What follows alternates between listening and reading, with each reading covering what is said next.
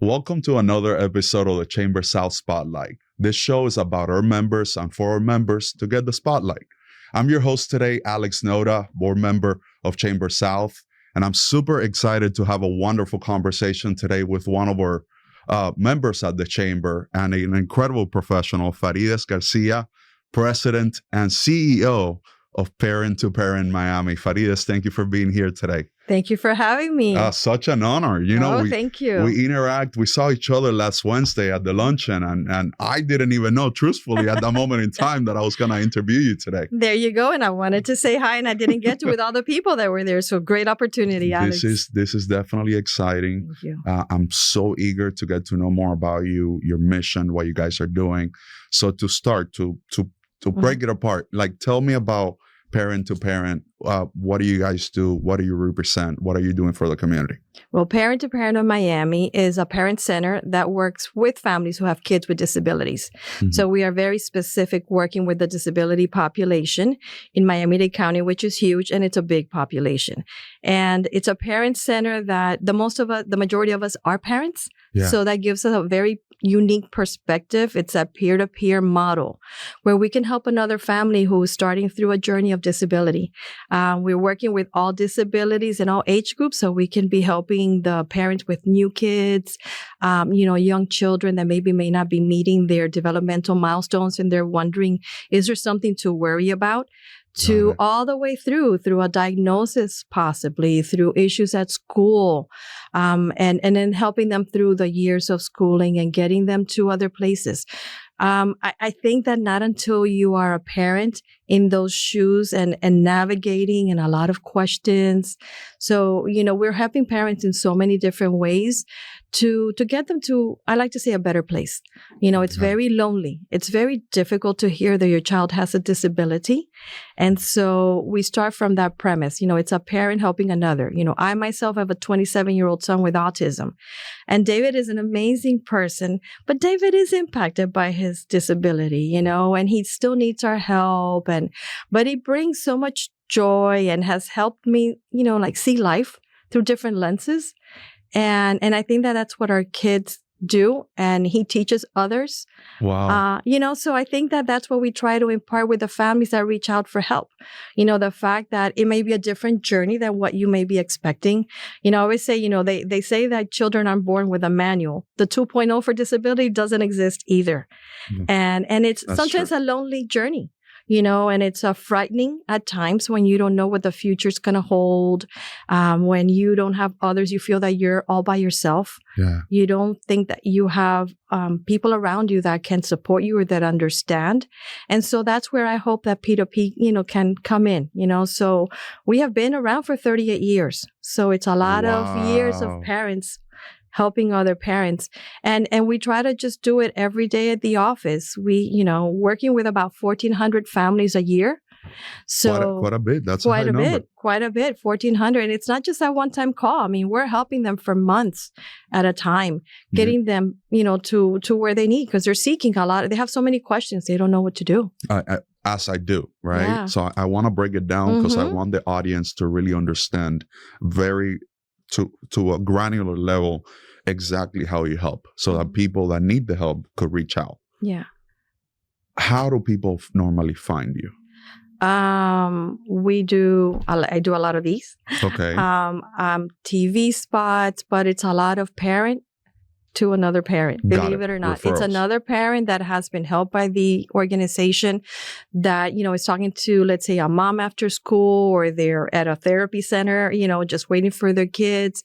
And they just start talking about struggles. And they say, you need to give Parent to Parent of Miami a call. Wow. So a lot of that, we work with other community agencies.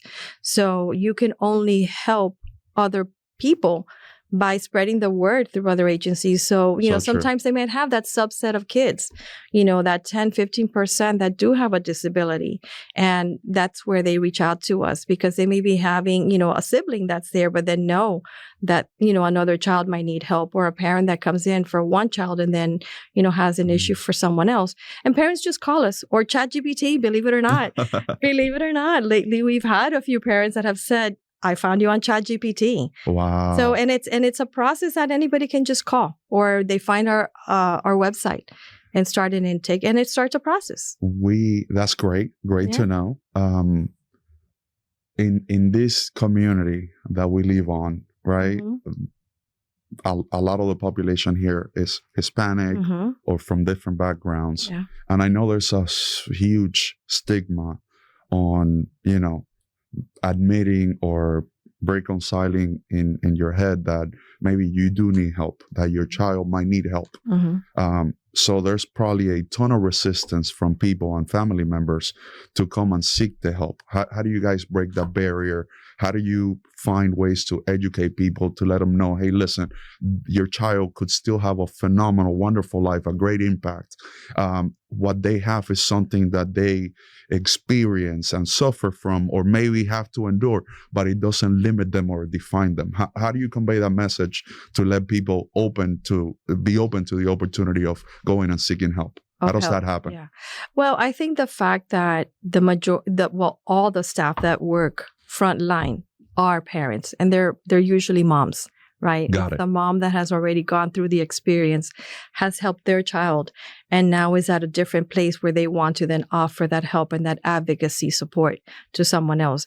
I think the fact that we are parents gives us that unique perspective, because there are a lot of, agencies that are doing good work. I think the parent component, we see it from their point of view as well. So we know how to maybe soften the language a little. We get to, disability doesn't have to be the first word that you say. Right. Maybe you just say you need extra help. Maybe we can get some services for your child. You reword it in a way that's not as frightening. And then little by little, people get, they accept it, right? That's awesome. What the end is, because a disability shouldn't limit you, and it doesn't. We have great examples of going beyond, and it is learning. Our little ones, it's amazing what they can learn, how to adapt, how to see the world around them, and realize that they don't have limitations. They just see things in different ways, right. Different ways of learning. So I think it helps us to be able to have that unique perspective where when we're, let's say, out at a resource fair, we may not be, screaming disability, but we're saying, maybe a special need, maybe they need a little extra help with a therapy that might catch them along. And all that is very true. And so it's a different way. So we've seen it, how frightening it could be to be, at professionals and to be with the specialists. And, our families collect a lot of doctors along the way, and they see a lot of people. But it's so we help them realize that it's not the end all, right? That this is a process, that we don't know, that little child that they may have now at 3, 4, 5, maybe, is a very different person from that youth that will grow into, a young adult, and then seeing what the future may hold. None of us know our futures. True. Right? True. None of us know our futures. So we could only do the best that we can and try to work with the information, but realizing, and we try to tell them that they have to empower themselves with knowledge, that they have to empower themselves with seeking the services. And that's where we can step in, because we help them, bridge and go out to their schools if that's where the issue is, and help them. How do they ask for those services? What are they supposed to do? What are the next steps? We give a lot of trainings and workshops because, knowledge is power. And the more people know, and then we have a big Hispanic population. Right. Of course, that's Miami-Dade County. Yeah. But we are all fluent English and Spanish. That is like a given at the office. And we do have a Creole speaker as well, because it is the population that we serve. So we're getting people, we're helping parents at their level. I think that's the other piece too, that's Alex. Amazing, yeah. You can only help people and help them build themselves up. Yeah. And you see through the years, parents that may not have the English language, they are really being amazing advocates for their kids, because they know what to ask for. They know what to do. They know what to expect. And when they don't see it, they know how to fix it. And if they have issues, they continue to call us, because we're always there. We don't close cases. I love that. Yeah. I love that. So that's exactly where I wanted to go. Mm-hmm. So how early in a child's life people reach out to you?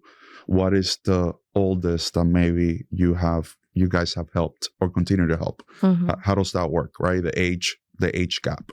Well, we do all ages and all ages. disabilities. So Okay. all ages and all disabilities. So it could be, let's say, a parent that may have a baby that already knows that, Got it. born with, let's say, a condition, Down syndrome, usually something Okay. like that. Okay. And we try to get them to make sure that they are already receiving or can receive services through early intervention. Amazing. Usually it could be like, a 2-year-old, 1.5, at that point, our kids are supposed to develop and hit milestones. Right. And when they don't, and sometimes and a lot of times they have pediatricians that refer them out to us. I So see. really important. That's why it's really good to be out there in the community to get, a lot of people to know about what we do.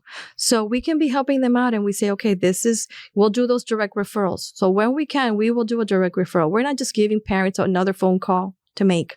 We are doing that direct referral. We're telling them what are the papers that they need to get together, what to expect. If you don't get a call within this time frame, call back.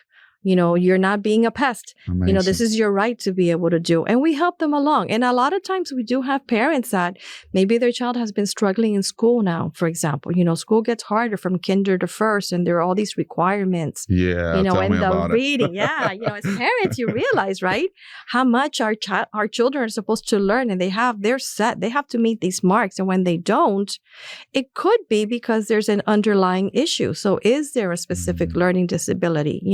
Is there something that is, getting in the way of their education? And then that's where we can step in and let them know, well, there's federal law, right? That, that has the right for children with disabilities to have a free, appropriate public education, right? That they belong in school, to not shy away. And I think that's a message always that we try to do, is having our parents see that our kids belong and are to be in school, just like their brothers and sisters, just like the cousin, just like the neighbor, and helping through a big system, because Miami-Dade Public School is the third largest school district in the country.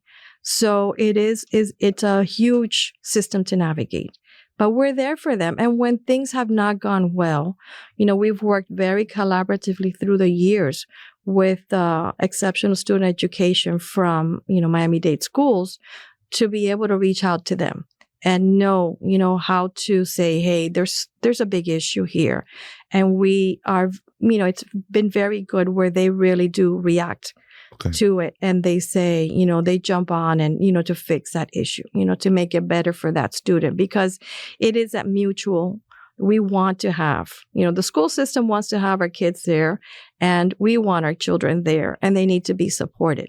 So that's where, those years of being in the community, and we may be able to have to say to someone in an IEP meeting, right, at the special education meeting, things need to change. We need to put in these services. This is what the student, Yeah, you're needs. advocating for the And families. we advocate for them, and we help our parents, because we can be there for you at a meeting, but we can't be at 1,400 meetings in a year. Of course, There's too many. So it's that piece of parents need to learn how to advocate for their children, because they are going to be their children's best advocates throughout their lifetime. They are their champions. Yeah. They're their true. biggest cheerleaders. We all cheer for our children. So we just help our parents, navigate with good information on what is available, what could realistically happen, and get them, hopefully, that student to become, that better student. Yeah. I love that. It's a great mission. Yeah, it's a great mission. It definitely sounds Thank you. like something incredible. Thank you. I want to ask you, right? Because outcomes are so important. So I want to give you an opportunity also to maybe talk to me about one or two success stories on your program, right? On Parent to Parent, what you guys have been able to accomplish. Yeah. The impact that you guys have had on one specific family. Yeah. Well, it's nice that our parents love to share that information with us in the outreach. We just got a really great end of year email, for example. We worked with this family who has a son who had some behavioral issues, and they wanted to put him in a self-contained classroom, in an isolated classroom. But he really had great potential to be that in a regular classroom with his peers, And we advocated for that, put, behavioral plans in place, did everything that we needed to do. And this child went from failing and not doing well. And the mom sent us these pictures of all his awards for end of year. Wow. I mean, he had top awards for, principals list. He had awards for, his classes. And she was just so thankful because we see the potential in our kids. As parents, we see that potential. And sometimes, it's hard to break down because professionals may not see the same thing. Right. Sometimes our kids, they're clicking and they're doing great, and sometimes it's not their best day. So that's, a good one. We've had a student that, like, for years, we helped a student who lost his sight to cancer. Okay. And his mom came in with him, and we started with him since they were 4 years old, getting them through. And I think now 5 years ago, he graduated high school. He just graduated from music school. And we just saw where he is going to now to law school because he wants to continue to advocate, and he's been very well featured, and it took a lot of us. So it was the Lighthouse for the Blind. It was a lot of Children's Trust services. It was, our services advocating, and the mom who was fierce, and he's doing great. And Silvio is doing great. So he's another example. We have all of those all the time. We have people that, our kids were going to be put in isolated classrooms, modified curriculums. And then, they learn how to play the violin. They learn how to play the piano.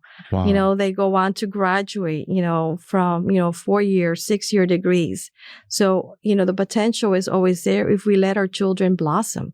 I just have someone at the office now that she's helping me out because she just finished her transition program at school. She has a genetic disability. And so she was able to stay through to age 22 because our kids can. And she worked these last 4 years at Publix. She's been doing a great job out there. So now it's up to us. We're trying to help her with like Voc Rehab to get her a job, to see what her next step is, because there's so much potential in, let's say, Andreina, who's at our office. And, and so you see a lot of those. And through the years, I mean, think about it. If we've worked with 1,400, 1,500 families a year times all these years, it's a lot. That's a lot. So it's a lot. And we hear the parents, and again, the ages, we typically can help up to age 26 through our grants, through our federal grant.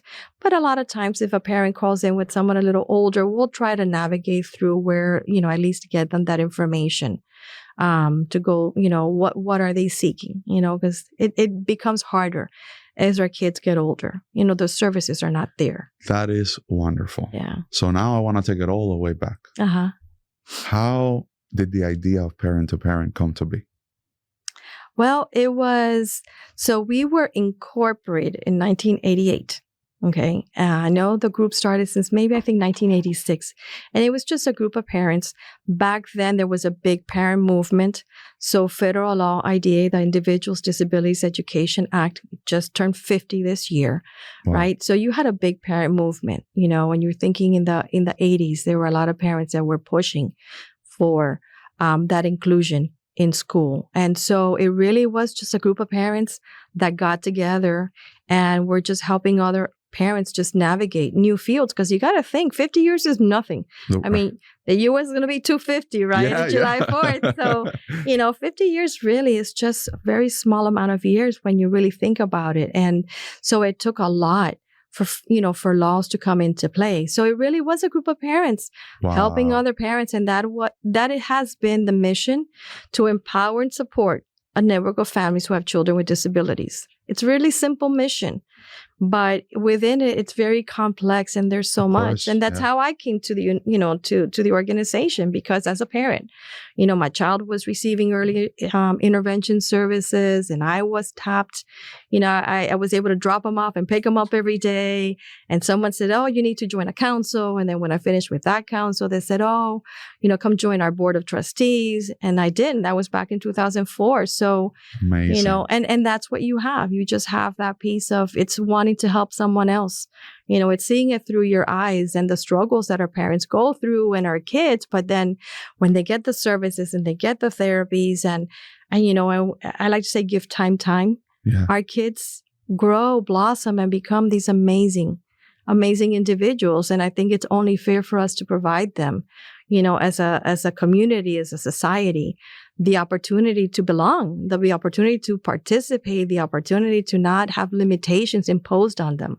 So why not provide that first grader, second grader, the opportunity to be in a classroom with her peers, and exposed to the information and see what happens, see what clicks. I could not agree more. Yeah. I could not agree more, because I believe that everybody, without exception, would always rise to the level of their potential and also to the level of the expectations put on them. Yeah. So if you make them feel that, there's a setting where they're safe, where they could go and explore and be creative and maximize their abilities, they will go ahead and do so. So yeah. I could not agree more. My tagline is dream big for kids with disabilities. And I think that's the case. And, we have like a youth engagement council, and there is this group of, there are about 25 of them now, youth that are anywhere between 16 to, I think our oldest Raul might be 28 or 29. Wow. And they have all different abilities, and,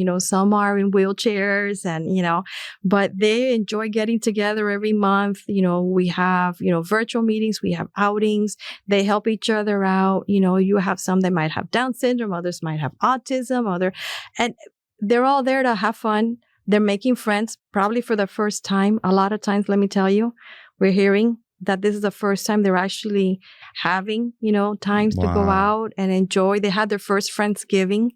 They always heard, their friends, maybe their brothers or cousins having Friendsgiving, and they had it this year. So they went out to the zoo and had a great day. They go out bowling. So, those that are in a wheelchair, they get to, they help them, they set them up, and they throw they do it to their potential. Yeah. But they're having fun. And I think that that's what it is. I think it's, and we help parents see that. Yeah. Right. And not only that, I would imagine also the community aspect for the parents, because now they're meeting other parents. Yes. Dealing with, kind of like the same, how do you call it? How would you define that?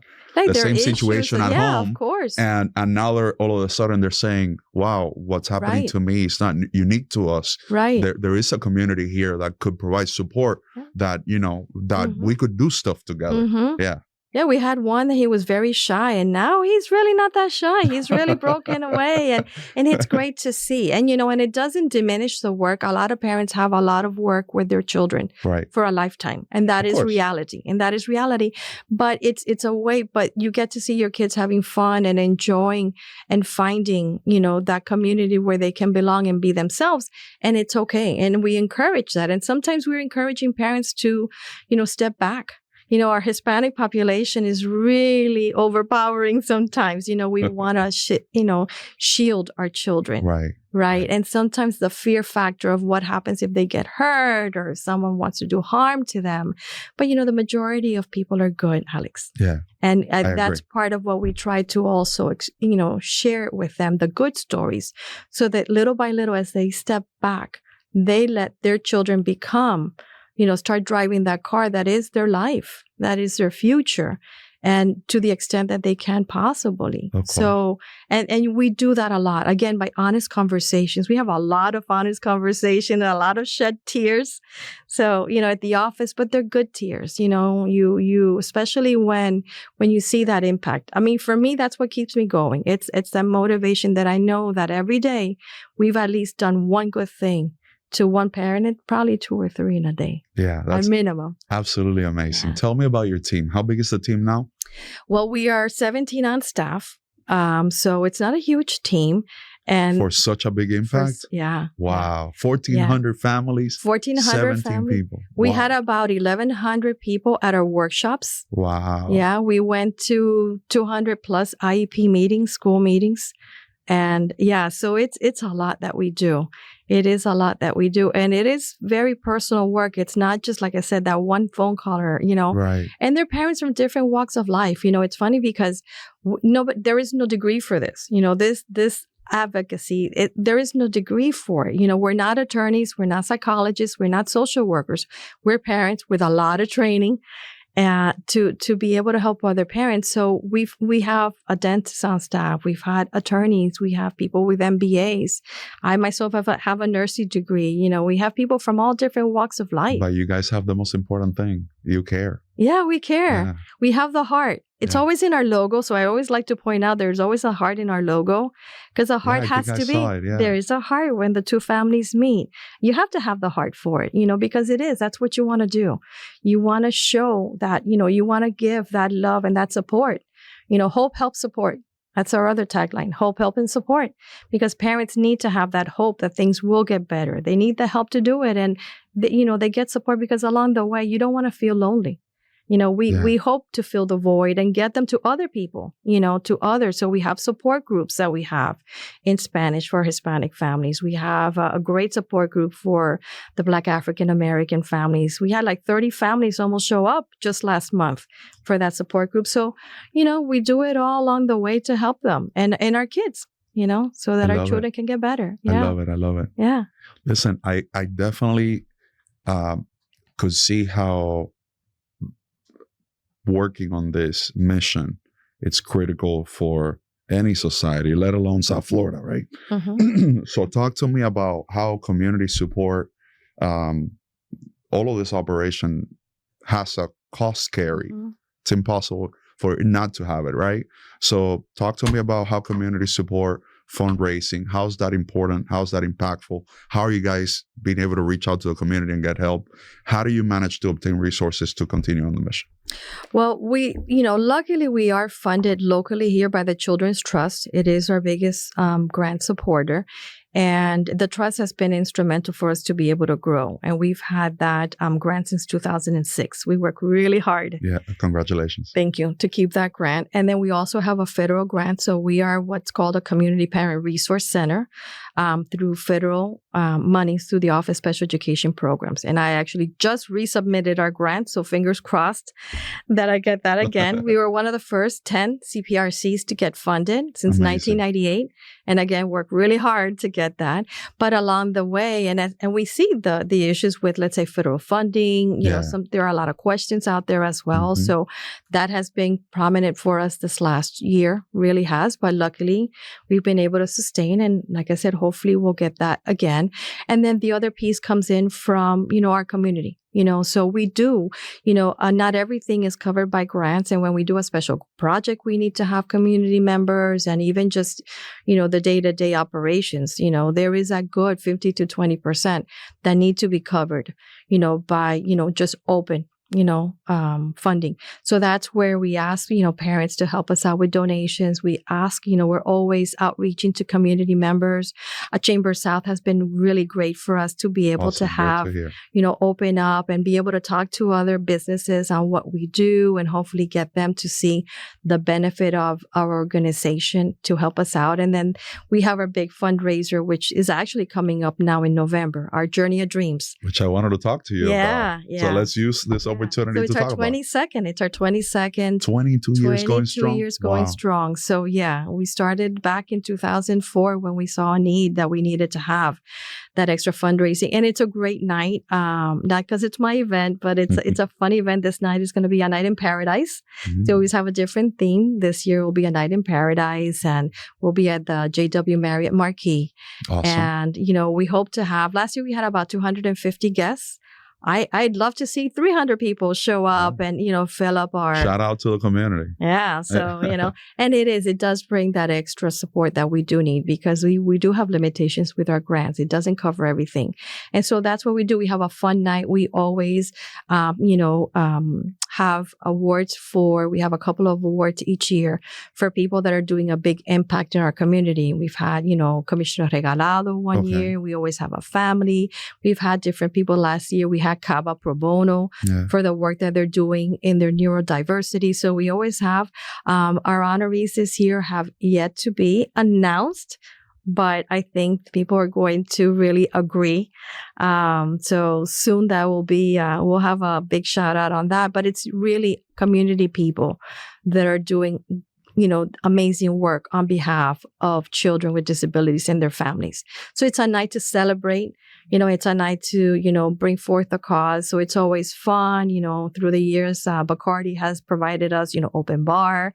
Hopefully they'll do that again this year. Shout out Bacardi, and things like that. So it's a fun night. It's a fun night. It's a night to get together and just celebrate. Do you guys already have the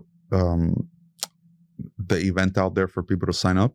We do. We do. And it's really, we have, bit.ly/Journey of Dreams 2026 altogether. Phenomenal. It's our, site that's open. We have our tickets there, advertisements, sponsorships. So it's a great way for, let's say, a business to showcase what they do, provide us support. A lot of times it's people within the disability community, but also people from without. Yeah.